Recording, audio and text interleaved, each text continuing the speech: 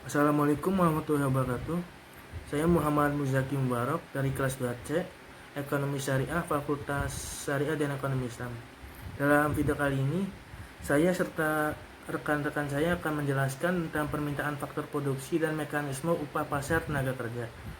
Yang pertama akan dibahas oleh saya sendiri dan nanti selebihnya dibahas sama rekan saya, yaitu Sahatul Adiba sama Sofi Sobatur Rahman. Yang pertama, pengertian harga. Dalam menafsirkan konsep tentang harga tentu mempunyai banyak penafsiran. Salah satunya itu menurut Kotler. Pada dasarnya harga adalah salah satu elemen bauran pemasaran atau marketing mix yang dapat menghasilkan pendapatan, di mana elemen yang lain dapat biaya. Seperti yang diungkapkan oleh Kotler, bahwa harga merupakan bagian dari elemen bauran pemasaran, yaitu harga, produk, saluran, dan promosi, yaitu apa yang dikenal dengan istilah 4P. Harga bagi suatu usaha atau badan usaha menghasilkan pendapatan atau income. Adapun unsur-unsur bauran pemasaran lainnya yaitu produk, place, promotion menimbulkan biaya atau beban yang harus ditanggung oleh para badan usaha atau suatu usaha. Terus bagaimana sih tahap penetapan harga? Dalam penetapan harga yang harus diperhatikan adalah faktor yang mempengaruhinya, baik langsung maupun tidak langsung. Faktor yang secara langsung adalah harga bahan baku, biaya produksi, biaya pemasaran, terus peraturan pemerintah dan faktor lainnya. Sementara faktor yang tidak langsung itu seperti produk sejenis yang dijual oleh para pesaing, serta pengaruh harga terhadap hubungan antara produk substitusi dan produk komplementer, serta potongan untuk para penyalur dan konsumen. Yang harus diperhatikan oleh manajemen pemasaran dapat dialihkan kepada prosedur penentuan harga yang ditawarkan. Apabila dalam sebuah perusahaan tidak memiliki prosedur yang sama dalam menentukan atau menetapkan harga, di mana menurut William J. Stanton bahwa penetapan harga memiliki 5 tahap. Yaitu yang pertama, mengestimasi untuk permintaan barang. Pada tahap ini seharusnya perusahaan dapat mengestimasi permintaan barang atau jasa yang dihasilkan secara total, yang akan memudahkan perusahaan dalam melakukan penentuan harga. Terus tahap selanjutnya yaitu mengetahui terlebih dahulu reaksi dalam persaingan. Terus tahap ketiga, barang lain yang dihasilkan oleh perusahaan lain yang sama. Maksudnya yang sama-sama menginginkan uang konsumen. Dalam menentukan sebuah pangsa pasar yang dapat diharapkan oleh kalangan perusahaan yang ingin bergerak maju cepat dan tentu selalu mengharapkan market share yang lebih besar. Memang harus disadari bahwa untuk mendapatkan market share yang lebih besar ditunjang oleh kegiatan promosi dan kegiatan lain dari pesaing non harga. Terus tahap selanjutnya itu strategi harga. Maksudnya memilih strategi harga untuk mencapai target pasar. Terus tahap terakhir yaitu mempertimbangkan politik pemasaran perusahaan. Selanjutnya metode penetapan harga. Menurut Kotler ada 6 tahap. Yaitu yang pertama, memilih tujuan dalam penetapan harga. Perusahaan harus memposisikan penawaran pada pasar, karena semakin jelas tujuan perusahaan maka semakin mudah perusahaan menetapkan harga. Terus yang kedua, menentukan permintaan. Setiap harga mengarah ke tingkat permintaan yang berbeda dan karena itu akan memiliki berbagai dampak pada tujuan pemasaran perusahaan. Tahap ketiga yaitu memperkirakan biaya. Permintaan menetapkan batas atas harga yang dapat dikenakan perusahaan untuk produksinya.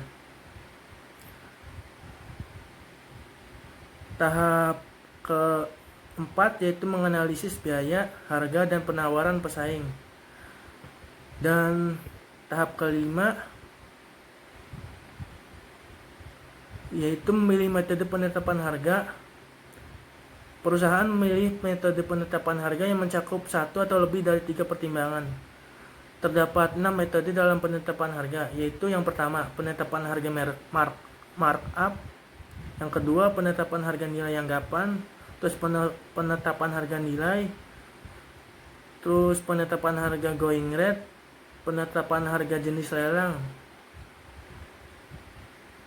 Ya, itu terakhir. Terus tahap keenam yaitu memilih harga akhir. Artinya metode penetapan harga mempersempit kisaran dari mana perusahaan harus memilih harga akhirnya. Selanjutnya itu teori produktivitas marginal, yaitu sebuah teori yang mencoba menjelaskan hubungan distribusi dan antara faktor-faktor produksi seperti tenaga kerja dan modal dalam masyarakat secara keseluruhan. Ketika memproduksi suatu produk menggunakan faktor-faktor produksi seperti tenaga kerja, tanah, modal, dan lain-lain, jumlah peningkatan produk yang dimungkinkan dengan meningkatkan kuantitas faktor-faktor lain konstan dengan meningkatkan faktor produksi lain oleh unit lain disebut produktivitas marginal faktor-faktor produksi. Dengan modal tetap konstan, peningkatan produk tenaga kerja yaitu produk marginal tenaga kerja menurun dengan meningkatnya tenaga kerja oleh satu unit. Ini adalah teori produktivitas upah marginal, bahwa produktivitas marginal unit terakhir dari tenaga kerja tetap ini menentukan tingkat upah umum. Demikian pula teori produktivitas marginal yang menarik adalah bahwa produktivitas marginal unit akhir dari jumlah modal yang ditentukan menentukan besarnya bunga. Saya Sahatul Adibah dari kelas 2C Ekonomi Syariah. Selanjutnya, penentuan upah di pasar tenaga kerja. Pasar tenaga kerja dapat dibedakan menjadi beberapa jenis, yaitu pasar tenaga kerja yang bersifat persaingan sempurna, pasar tenaga kerja monopsoni, pasar tenaga kerja monopoli di pihak pekerja, pasar tenaga kerja monopoli bilateral. Pasar tenaga kerja yang bersifat persaingan sempurna berarti di dalam pasar terdapat banyak perusahaan yang memerlukan tenaga kerja, dan tenaga kerja yang ada dalam pasar tidak menyatukan diri dalam serikat-serikat buruh yang akan bertindak sebagai wakil mereka. Tenaga kerja monopsoni berarti hanya terdapat satu pembeli di pasar sedangkan penjual jumlahnya banyak.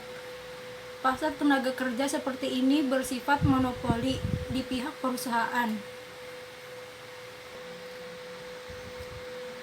Pasar tenaga kerja yang seperti ini terwujud apabila di suatu tempat atau daerah tertentu terdapat suatu firma yang sangat besar dan ia satu-satunya perusahaan modern di tempat tersebut. Pasar tenaga kerja monopoli di pihak pekerja dengan tujuan adanya pasar tenaga kerja monopoli di pihak pekerja agar mereka dapat memperoleh upah dan fasilitas bukan keuangan yang lebih baik. Tenaga kerja dapat menyatukan diri di dalam serikat buruh atau persatuan pekerja. Serikat buruh adalah organisasi yang didirikan dengan tujuan agar para pekerja dapat sebagai suatu kesatuan membicarakan atau menuntut syarat-syarat kerja tertentu dengan para pengusaha. Setelah bermufakat dengan anggota-anggotanya,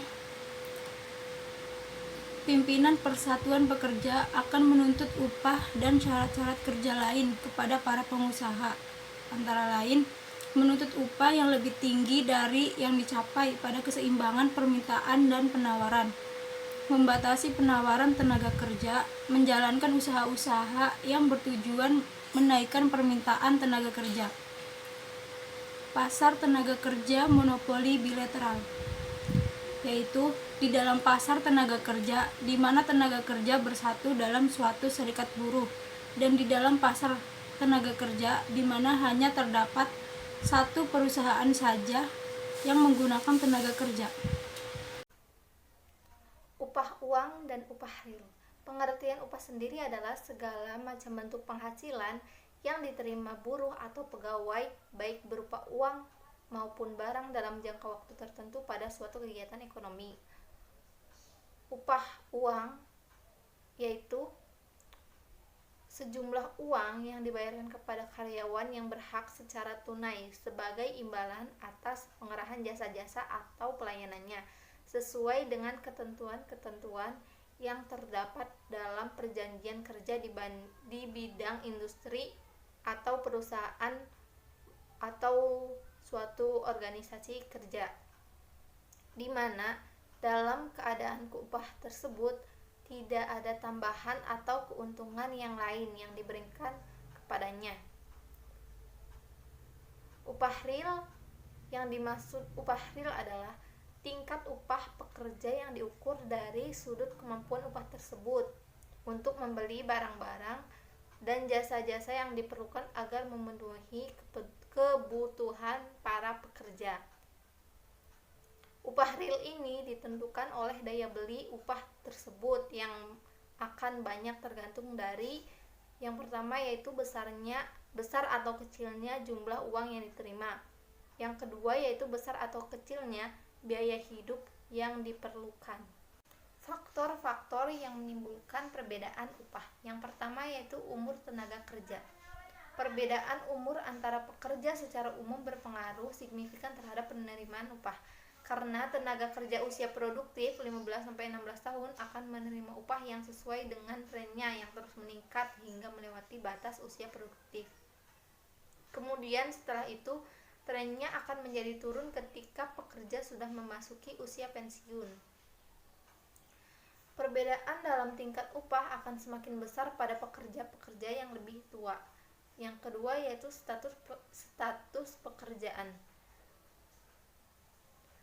Tenaga kerja tidak tetap memperoleh upah yang lebih rendah dibandingkan tenaga kerja yang tetap. Yang ketiga, status pernikahan.